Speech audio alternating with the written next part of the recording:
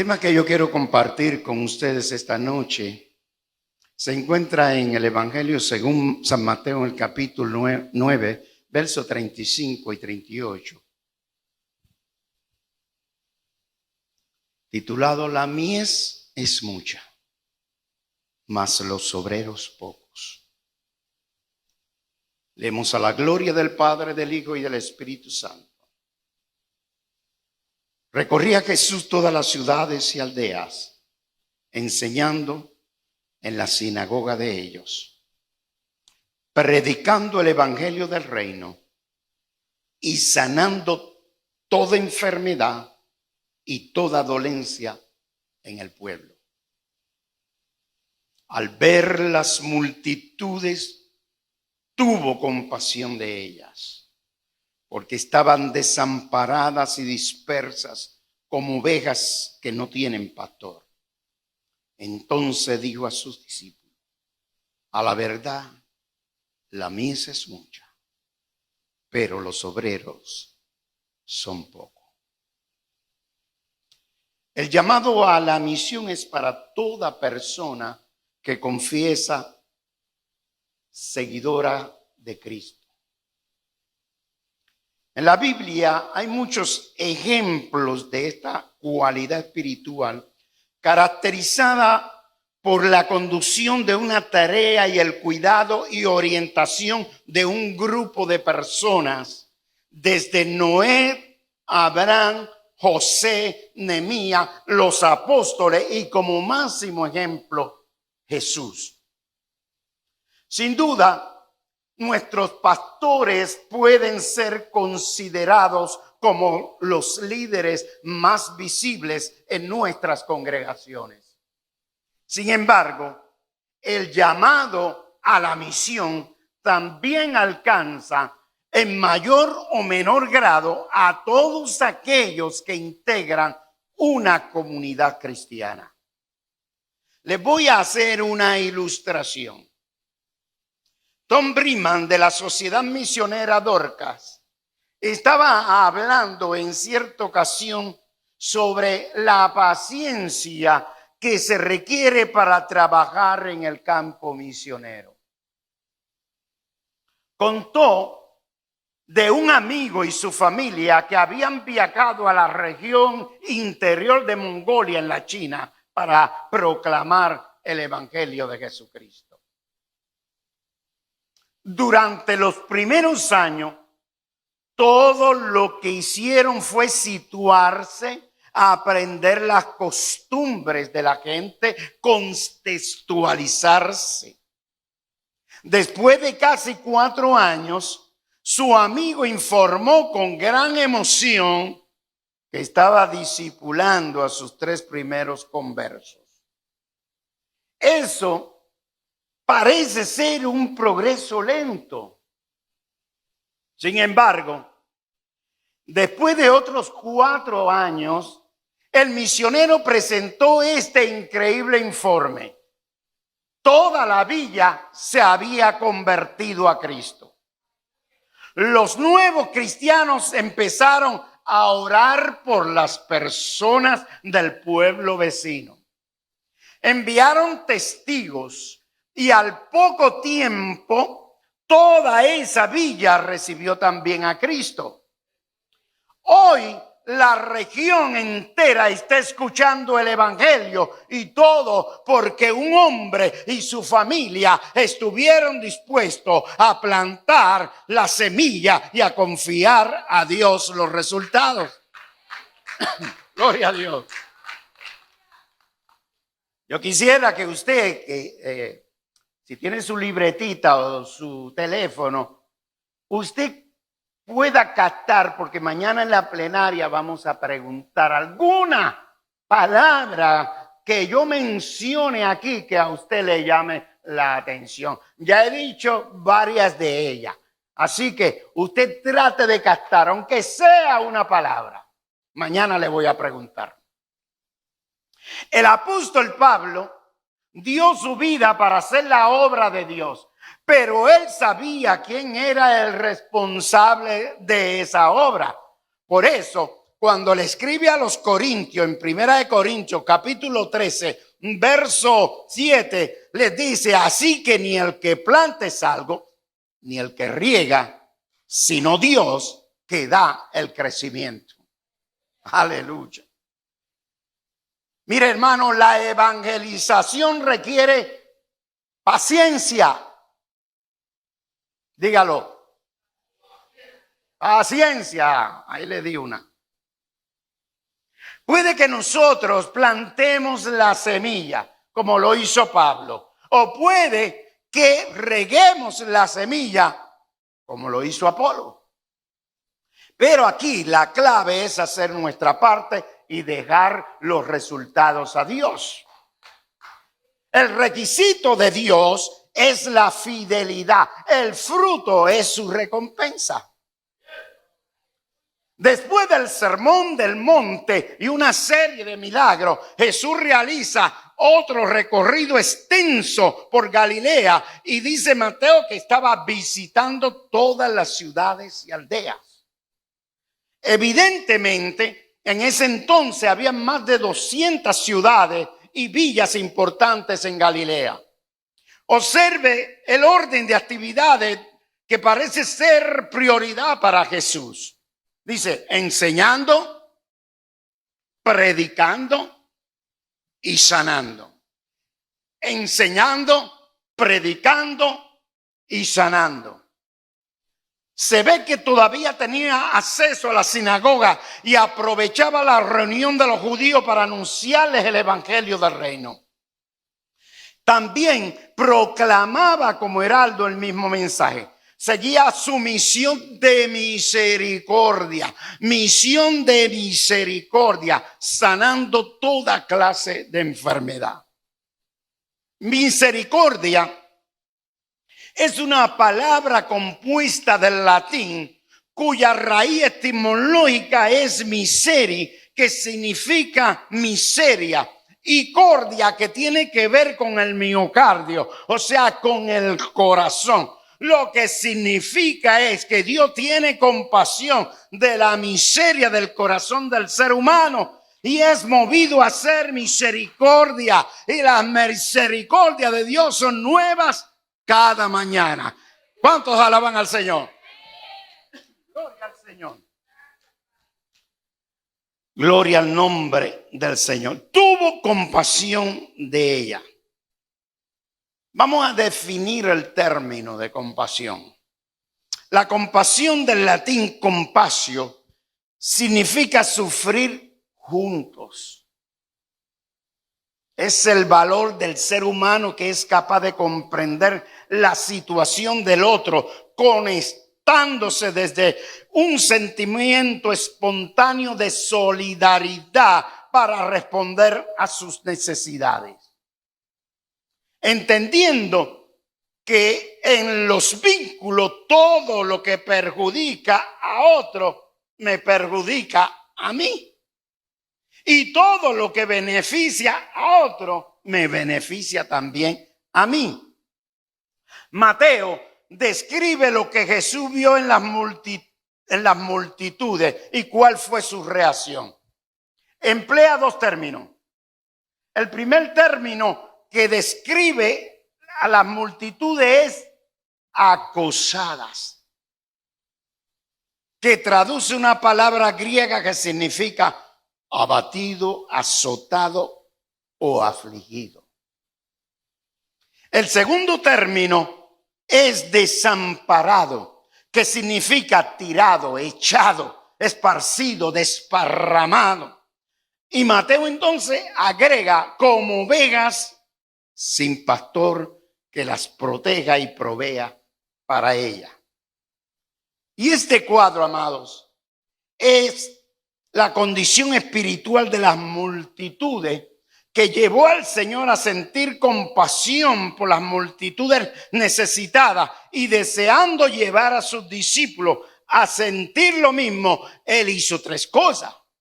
Número uno, llamó la atención a los apóstoles a la necesidad de obreros para recoger una cosecha que ya estaba madura. Número dos, mandó que orasen por más obreros.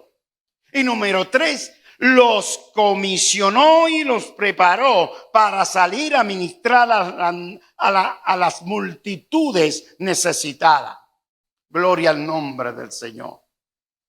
El mensaje de esperanza para este mundo agonizante lo tiene la iglesia de Jesucristo. Sí, hermano. Usted no sabe el valor que tiene y el poder que tiene la palabra de Dios en nuestras vidas.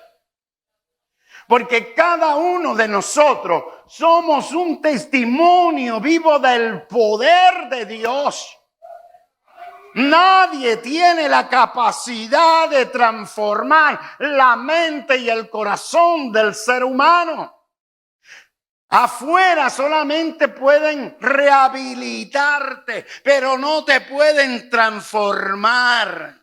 El único que tiene el poder de la transformación se llama Jesucristo y su evangelio poderoso. Alabados al Señor. Así que para ministrar adecuadamente a las multitudes, usted como obrero, primeramente debe tener ojos para ver las necesidades físicas y espirituales del pueblo al cual usted va a ministrar. Luego debe sentir compasión genuina y profunda. Debe darse cuenta que él solo no puede atender las multitudes. Debe orar al Señor que levante más obreros. Debe sentir el llamado y comisión del Señor. Y finalmente debe ser equipado y enviado al campo a predicar el evangelio integral. O sea, la salvación del alma, pero sin olvidar que esta alma habita en un cuerpo material que tiene necesidad de lo material. Por lo tanto, el evangelio debe ser integral, holístico. El apóstol Pablo lo dice bien claro cuando escribe su primera carta a los tesalonicenses en el capítulo 5, verso 23, diciendo que el mismo Dios de paz los santifique por completo y que guarde irreprensible todo su ser. Mire bien, su ser, espíritu, alma y cuerpo, para la venida de nuestro Señor Jesucristo. Otro punto que el Señor le dio a sus discípulos para que notaran fe, que les dijo: rogad pues al Señor, oren. Y esto es un mandato. Nuestra tarea, amados, es orar. La tarea del Señor es enviar. Y Dios siempre usa hombres y mujeres para extender su reino. Seguramente que en su voluntad hay un número suficiente de obreros y obreras que Él desea llamar para atender los campos blancos. Pero la falta de obreros se debe no a la indisposición de Dios de llamar, sino a la indisposición de los hombres y mujeres de oír y obedecer el llamado de Dios. Y vamos a ir concluyendo, creo yo. Cuando uno ruega al Señor que envíe más obreros, tres cosas suceden. Tres cosas suceden. Se abre uno mismo para que Dios pueda llamarle. Número 2, crea un ambiente favorable en la iglesia para que Dios pueda hablar a otros miembros. Y número 3, Dios bendice a la persona que ora en esta manera, pues obedece un mandato explícito del Señor. Pero es irónico que el Señor hable de la falta de obreros cuando había tantos líderes religiosos en Israel. Pero es que hay una diferencia entre líderes religiosos y obreros llamados por el Señor. Dios está buscando a hombres y mujeres como usted o como yo, que nos comprometamos a obedecer al Señor en la expansión del reino. Por eso Jesús, al ver la multitud de que lo seguían, se refirió a ella como un campo listo para la siega. ¿Se acuerdan cuando en el capítulo 4 del Evangelio de Juan fue a hablar en el pozo de Jacob a una sola vida? ¿Se recuerdan eso? Los discípulos se fueron, él se quedó solito, porque Jesús no quería ser interrumpido por el prejuicio en contra de esta mujer. Nada más. Solito. Llegó la mujer, ustedes conocen la historia. Y cuando llegó la mujer, Jesús le dijo, dame de beber. Aflora inmediatamente el prejuicio del otro lado. Como tú, siendo judío, me pides de beber a mí, que soy samaritana. Porque el evangelista aclara bien que entre samaritanos y judíos no había comunión. No se llevaban entre sí. Y Jesús le dijo, si tú supieras quién es el que te está diciendo a ti, dame de beber, tú me pedirías y yo te daría agua. Porque el que bebe de esa agua va a volver a tener sed. Pero el que beba del agua que yo le daré no tendrá sed jamás. Porque será en él una fuente que salta, que brota para vida eterna. Aleluya. ¿Y quién no quiere de esa agua? La mujer dice, dame de esa agua para no tener que volver aquí a sacarla. Jesús le dice, sí, no hay problema, te voy a dar esa agua, pero ve y busca a tu marido. No tengo marido. Muy bien has dicho. Porque 5, ¿verdad? 5 has tenido y el que tiene no es tu marido. En eso has dicho verdad. Tremendo. O sea, le sacó una radiografía y vio la necesidad. Jesús no estaba allí para juzgar a esta mujer. Ella es lo que estaba allí para que ser confrontada con su pecado y que se pudiera arrepentir y poder salvarla. Porque él tenía planes con esa mujer. Sí, Señor, tenía planes con ella. Porque la prognosis de Dios, Dios sabía lo que iba a hacer. La prognosis es el conocimiento anticipado de las cosas. Ya Dios sabía lo que iba a hacer con ella. Por lo tanto, la mujer le dice, parece que tú eres profeta. Entonces, la samaritana quiere darle una clase de adoración a Jesús. Nosotros adoramos así y ustedes adoran así. Y Jesús le dice, mira hija, te digo una cosa, que ni en Jerusalén, ni en Samaria, los verdaderos adoradores que el Señor está buscando son aquellos que le adoren en espíritu y en verdad, porque tales adoradores busca el Padre. Aleluya. Hermano, aquella mujer salió corriendo. Después de haber sido confrontada y perdonado su pecado, salió corriendo, pero aquel fue el que salió. Dígame, ¿a qué fue? Salió a proclamar el evangelio que había acabado de escuchar. Alabado sea Dios. La primera mujer misionera salió corriendo de allí, del pozo, y fue a proclamarle a los suyos, a decirle: he escuchado un hombre que me ha dicho todo acerca de mi vida. ¿No será este el Mesías? Aleluya. Y vinieron la gente donde Jesús, y cuando Jesús le habló de él, les dijeron: ahora no te creemos por lo que tú dices, sino que hemos oído y hemos creído. Gloria al nombre del Señor. Y es que cuando alguien recibe a Jesús como su Salvador y es perdonado de su pecado, no importa el pecado que sea, mi hermano, hay que salir corriendo a proclamar las buenas nuevas de salvación. Entonces llegan los discípulos.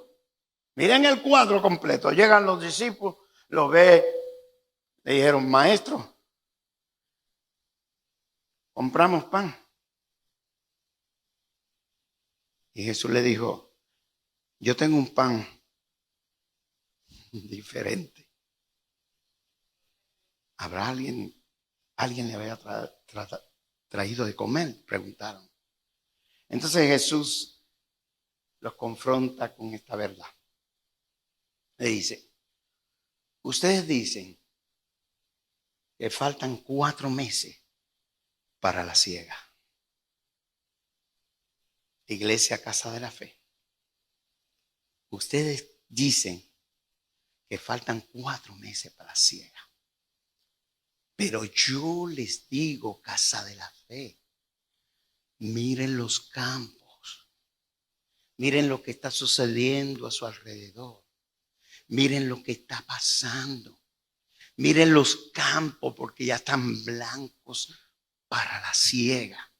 Gloria al nombre del Señor. Miren los campos porque ya están blancos para la siega. Mucha gente está lista para dar su vida a Cristo si alguien le muestra el camino. Jesús nos manda que oremos por la necesidad que existe de más obreros. Con frecuencia, cuando oramos por algo, Dios responde nuestras oraciones usándonos, amados. Así que prepárese. Dios va a usarlo para que señale el camino a otro. En el 1998, nosotros recibimos un llamado especial de parte de Dios a servir de misionero en Honduras. Nunca habíamos oído hablar de Honduras. No sabíamos dónde era Honduras. Sin embargo, cuando el llamado vino, nosotros dijimos que sí. No sabíamos en lo que nos estábamos metiendo. Dios sabía. Nos mandaron una semana para ir a ver el campo. Y que después de regreso, después de ver el campo, podíamos decir si íbamos o no íbamos. Llegamos a Tegucigalpa. Fuimos con el misionero que nos fue a buscar. Nos instalamos en su casa. Y allí fuimos a una prisión en Yuscarán a predicar. Allí predicamos, cantamos, hicimos el llamado. Los presos vinieron, estaban hacinados. Unas literas que llegaban hasta el techo, como 9 pies, unas literas donde dormían. Que el último que le tocaba ya, si se caía, podía matar fácilmente.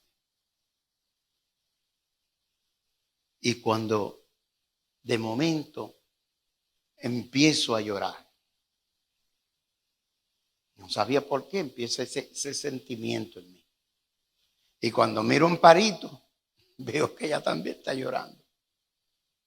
Cuando terminamos el culto, él me dice: ¿por qué tú llorabas?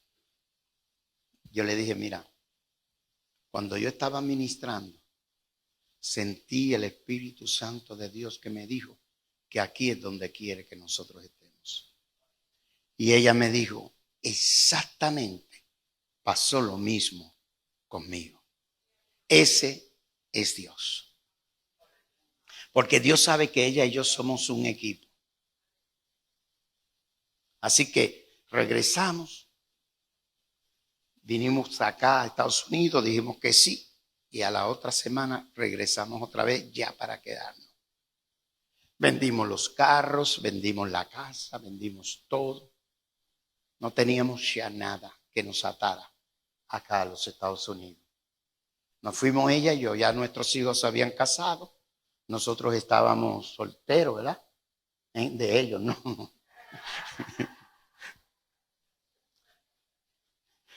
Entonces, nos fuimos ella y yo con 2 maletas.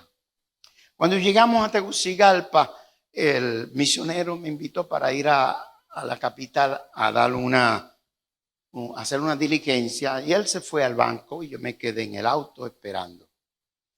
Y comienzo a mirar la gente y el ir y venir de la gente. Y vi aquella ciudad tan tumultuosa. De momento sentí un temor que no era de Dios, pero un temor horrible, horrible. Ahí fue que la emoción y el romanticismo del campo misionero mostró lo que era en realidad. Y no le voy a ser sincero, tuve miedo, tuve temor. Y cuando comenzó ese temor a apoderarse de mí, yo doblé mi cabeza y le dije al Señor, Señor, ¿cómo tú quieres que yo comience la misión o que nosotros comencemos la misión aquí en Honduras? Como un rayo, como una saeta, vino la palabra de Dios y me dice, comienza amando a este pueblo. Comienza amando a este pueblo. Porque, amado, si usted no ama el campo misionero, no se haga misionero o misionera. Si usted no ama enseñar en la iglesia a los niños, no enseñe porque va a acabar con los muchachitos. Si usted no tiene la pasión y el amor por lo que está haciendo, no lo haga porque no lo va a hacer bien. Todo lo que nosotros hacemos para la gloria de nuestro Dios, debe haber pasión y amor por lo que estamos haciendo. Se me fue el miedo, se me fue el temor, se me fue todo. Y ahí comenzamos a encarnarnos en el pueblo. Salimos a proclamar el mensaje a las calles. Cuando estábamos ministrando, no teníamos templo. Éramos ella y yo. Lo único que yo me llevé fue mi guitarra y un equipo de sonido que William Almain me vendió. Y eso fue lo único que nosotros llevamos, el equipo de trabajo para nosotros. Entonces, montábamos en la plaza, montábamos el equipo, pedimos luz de un lugar y comenzamos a hablar el Evangelio de Jesucristo, a predicar y a predicar. Entonces, como ustedes saben que nosotros los puertorriqueños hablamos, según ellos, hablamos diferente, pues eso les causaba curiosidad a ellos y venían y se acercaban, porque sabían que nosotros no éramos hondureños. Y así pasó el tiempo, pero no hubo desánimo de ninguna forma. Ahí predicábamos, porque Dios nos llamó a predicar, no fue a convertir la gente.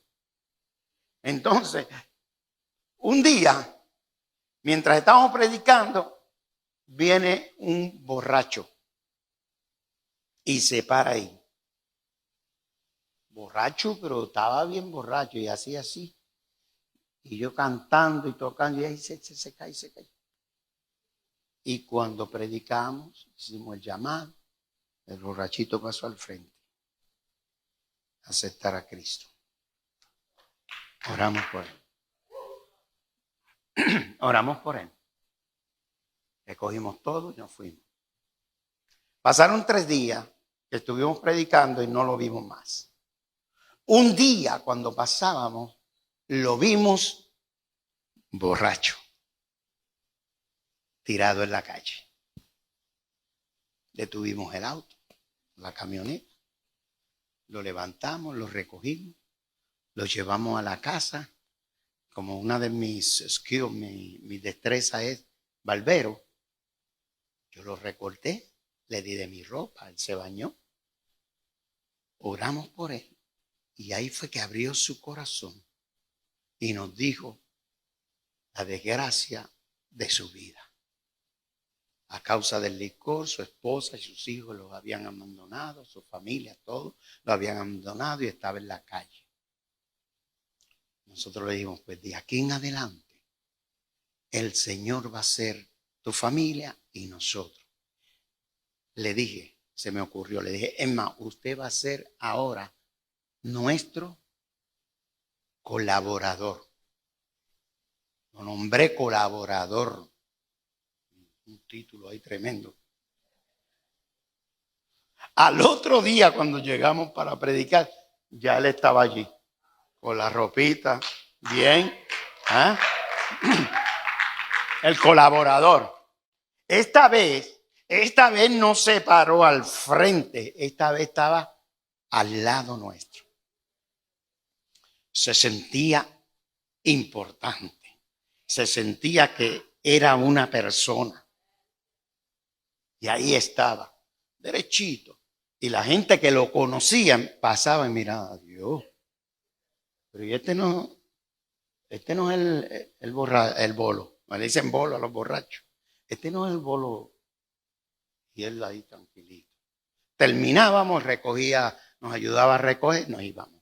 Al otro día nos dice, pastores, hablé con mi mamá y con mi cuñado y le pregunté si ustedes podían ir y llevar un culto a la casa y me dijeron que sí. ¿Usted cree que podemos ir esta noche? Y yo dije, claro que sí.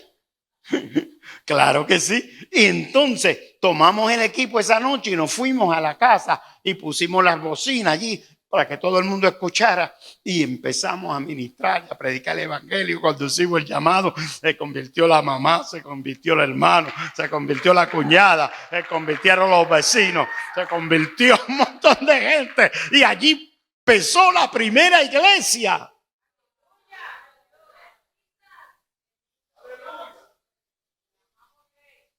¿Cuál es la diferencia? Y yo quiero que usted mañana me diga qué pasó allí.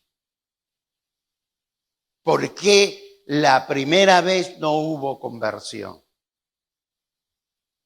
¿Qué pasó?